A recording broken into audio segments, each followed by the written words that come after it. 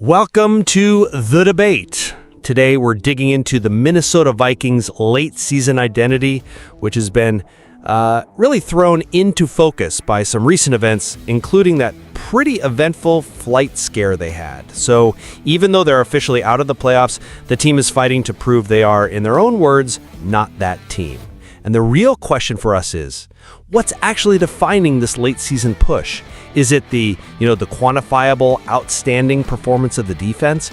Or is it something more intangible, like the commitment and leadership of the players?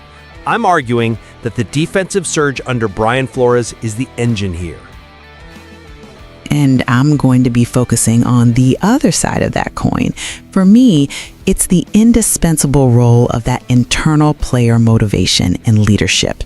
That resilience, which we heard from Justin Jefferson himself, is what keeps the whole thing from fracturing when everything else seems to be going wrong. The evidence for the defense is it's crushing.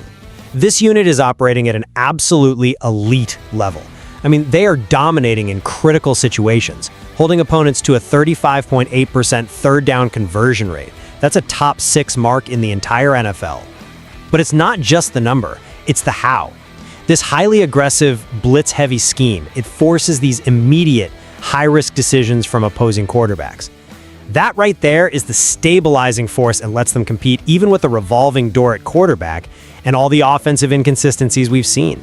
Okay, but I come at it from a slightly different way. While the defensive stats are, I agree, phenomenal, you have to ask what sustains that kind of intense, high-risk effort when the motivation of a playoff spot is gone. Jefferson himself specifically said something like, the effort, the chemistry that we share, that's the motivation that we have behind it. That player-driven mindset is the foundation.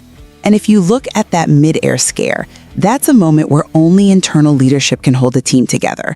Also, this defensive surge, it could be fragile, couldn't it? Especially with reports that Brian Flores is already a prime candidate for a head coaching job somewhere else.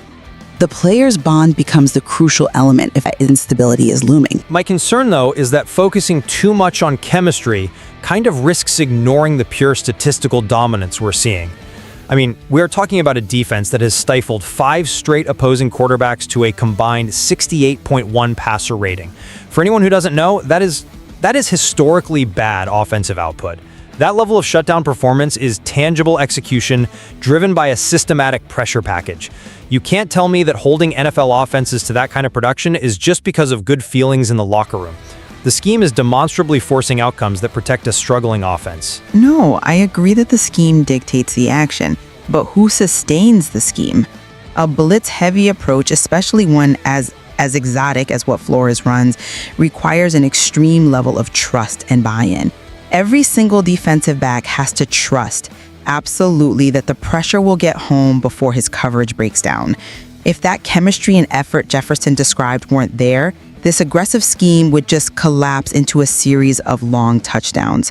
So the player's motivation is the key mechanism that translates a scheme on paper into that 68.1 passer rating on the field. Even if we accept that buy-in is necessary, we still have to weigh it against the output.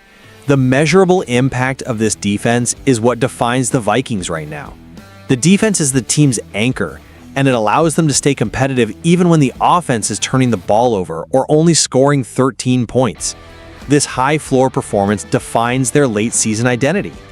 It's the unit giving them a chance to finish strong regardless of what coaching moves might happen in the offseason. I'd almost frame the potential loss of Flores as an immediate stress test on that team identity. If their success is tied so heavily to one coach who might be on his way out, then the players' commitment to consistency, no matter who's calling the plays through Week 18, becomes absolutely vital. That drive to prove they are not that team, well, that's player-generated fuel. I'm sticking with the data. The Vikings are currently defined by a statistically dominant, aggressive defensive unit. It's masking persistent offensive challenges, and it's providing the platform for whatever success they're having late in the season. And while I announce the defense's elite performance, I'll maintain that the team's current drive is fundamentally motivated by players trying to maximize these last few opportunities. They're demonstrating an effort and a collective purpose that I think runs deeper than any single scheme. Both are necessary, for sure, but that internal drive is the fuel that lets the defensive engine run this hot. So we've really examined the complexity here, trying to define this team's late season surge. It's about looking beyond the scoreboard to understand that tension between a system's execution and the player's internal motivation. The material certainly leaves us with much more to explore.